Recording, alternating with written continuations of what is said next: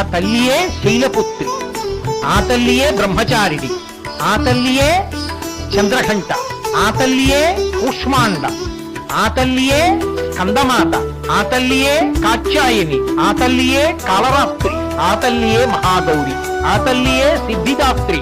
ఆ 9 దుర్గల యొక్క విశేషాల గురించి విన్నంత మాత్రం చేత, చెప్పినంత మాత్రం చేత అది విని భక్తుల యొక్క హృదయములు ఎక్కడ పులకిస్తాయో అక్కడ భగవతి యొక్క అనుగ్రహం విశేషంగా వర్షిస్తుంది.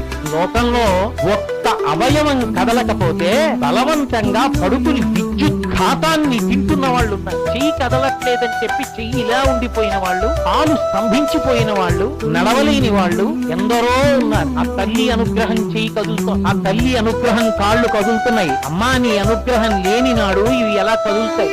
కదలట్లేదని బెంగ పెట్టుకున్న వాళ్ళు ఎందరో ఉన్నారమ్మా.